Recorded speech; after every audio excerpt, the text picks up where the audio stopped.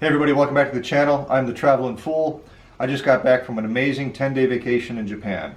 And one of the things I did over there to save almost $1,000 was to pick up a Japan Rail Pass. So when we come back, I'm going to go over the pros and the cons and help you decide if this is a good idea for you in your next vacation to Japan.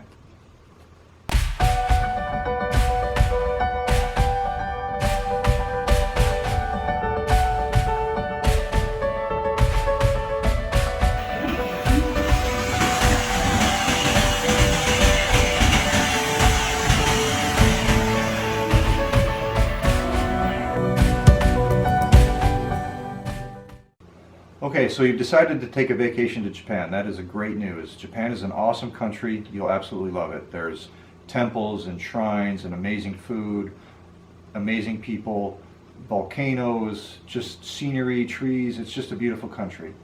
And one of the ways you're going to see that country is traveling on the train. Now, the Japan Railways covers probably 80% of all the trains and the train tracks in Japan. So there's probably 20% that are privately owned. The Japan Rail Pass basically gives you a free pass to ride as many of those the JR lines as you want. And it's fixed duration, so you can get a 7-day, a 14-day, or a 21-day pass. So I ended up buying a 7-day pass for my wife and I. The cost of that was $275 per person. So it's a little bit pricey, but when you look at the cost of travel on trains, especially any kind of distance in Japan, it definitely makes it worth it. So the question you need to ask yourself is what you want to do. Because if you want to just fly over to Tokyo and hang out in the Tokyo area, in Yokohama, Shinjuku, Harajuku, Akihabara, Ueno, there is some amazing things to be done there, and you can spend your entire vacation in that area and not really leave that general location. In that case, then the Japan Rail Pass makes absolutely no sense for you. You will not spend enough money on trains locally in the Tokyo area to justify the cost of a Japan Rail Pass.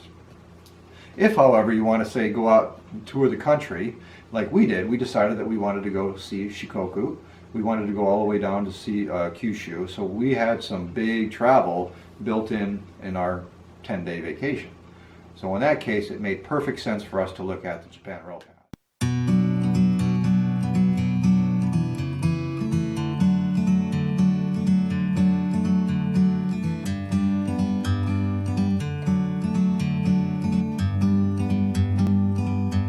Like a bird on a tree,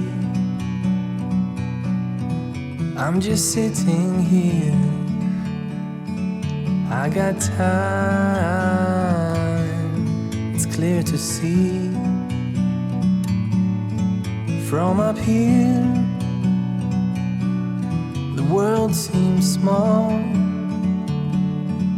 We can see. Okay, so you can see by that last graphic that we saved a ton of money by buying the JR Rail Pass. Had we bought those tickets individually, we would have spent nearly 150,000 yen on Shinkansen bullet train tickets around Japan. So all told, we probably saved, I think I set up almost 1,000. I think the actual number is close to about $850 by buying the JR Rail Pass just for that 7 days. But also you can see we did quite a bit of travel. So again, if you think you're going to be doing travel kind of like what we did, by all means consider the JR Rail Pass. But again, if you think you're just going to stay local, or even maybe just do like a one-day trip or like an overnight to say Kyoto or Osaka, if you're going from say Yokohama to Osaka or Kyoto area and round trip, you're going to be about break even on buying a JR Pass, a rail pass, versus just buying a ticket at the train station. And if that were the case, I would recommend probably just going to the train station, paying the money, buying it, and being all set, good to go. Because otherwise, you're buying stuff ahead of time. You got to bring more stuff into the country, go through immigration, get all the stamps and all that stuff, and then you still got to go buy essentially pick up your JR Rail Pass. So, but if you think you're going to go to multiple places in Japan and you're going to want to use the Shinkansen, by all means, definitely consider the JR Rail Pass. So if you think that's what you want, stay tuned, because coming up I'm going to show you some screenshots, and we're going to go online and I'm going to show you the websites and kind of highlight some of the important stuff as to how to go through the process of buying a JR Rail Pass. And if you're not interested in that, that's totally cool, I understand. Fast forward about 7 minutes or so, and I've got a nice montage at the end of this video to show you some of the places and some of the photos of the places that we did visit in Japan. Okay, so here we are online. We went to the official website for the JR Rail Pass, which is japanrailpass.net. You can kind of see it right up here. This is where you want to come. So if you see this banner with Mount Fuji and the Sakura trees here, you know you're in the right place. And then you can kind of go through all the information here.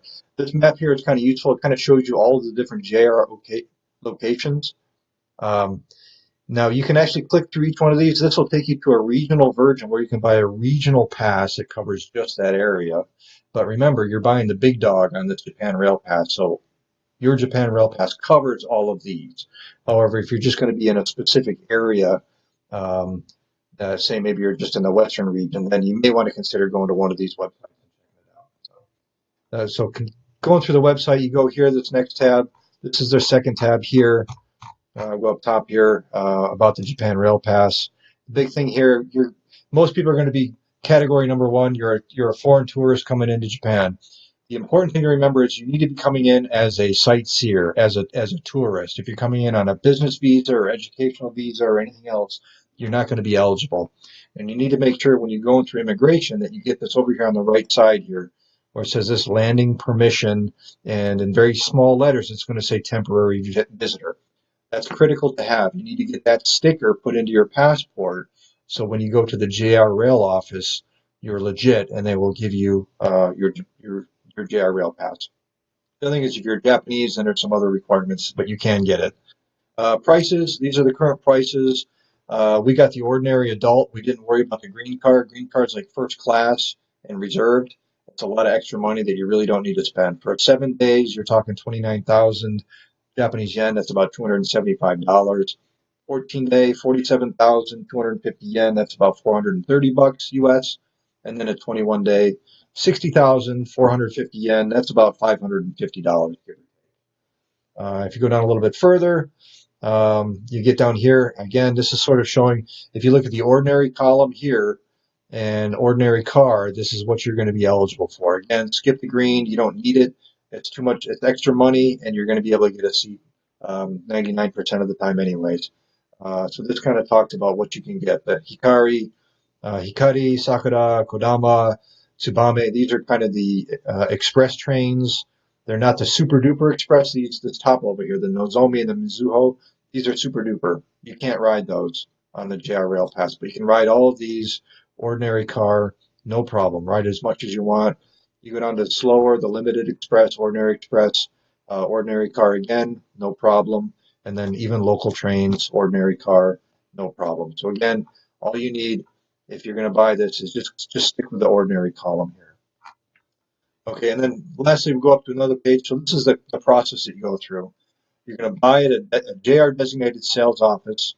And if you're going outside of Japan, then you're going to look at one of these places here. So for example, we bought from America, USA, clicked on USA, and then you hit one of these JTB corporations. We actually use the one here out of Los Angeles. Their phone number is the same for most of the JTB offices. Just give them a call, and they'll coordinate your purchases. Basically, what you're going to do is you're going to make an online purchase using a credit card, and then they're going to send you. You're going to get your exchange order, which is like a purchase order. They'll FedEx that to you. So again, make sure you do this early enough before you travel, because you want to do this and you want to have it in your possession before you go to Japan. But you'll have that exchange order. You can see this little picture here. Exchange order passport, give it to the Japan Rail agent, and then they'll give you your Japan Rail Pass, and you should be good to go. So again, kind of highlight the point here. It's only valid, your exchange order is valid for 3 months, for 90 days. So if you buy it, you need to turn it in and turn it into a Japan Rail Pass within 90 days, otherwise it expires.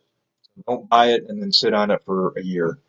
And if you have to cancel your travel or something like that, definitely call the organization that you bought it from and see what you can do about a refund. Other than that, it says step 3, make a seat reservation. So if you want to, you could go here. This is the Midori no Madoguchi. This is their ticket office. You can go in there. Again, you don't have to do this. What happens is these tickets, the Japan Rail Pass gets you access to non-reserved seating, which is first come, first served seating. 99% of the time, that's going to be fine. You're going to be able to get a seat. There's parts of the train that are reserved and parts of the train that are not reserved. So you can get on to, and it says right here, where is it?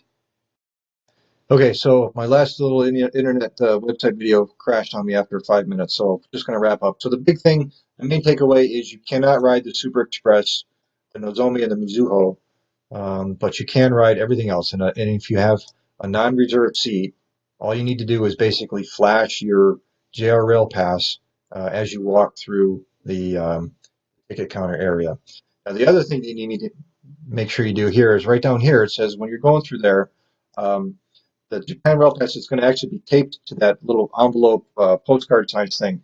So you can't stick that through one of the ticket machines. You have to actually go through a manned staffing gate and show them the pass. They'll look at it, they'll check the dates on it, and then they'll say thank you very much and wave you through the gate into the train area. Some gates are not 24-hour staffed by personnel.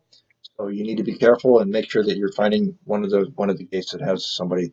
The big stations, the Shinkansen stations, they're all going to have somebody working 24 hours, or at least while all of the trains are running, so you won't have an issue there. So that's not a big problem.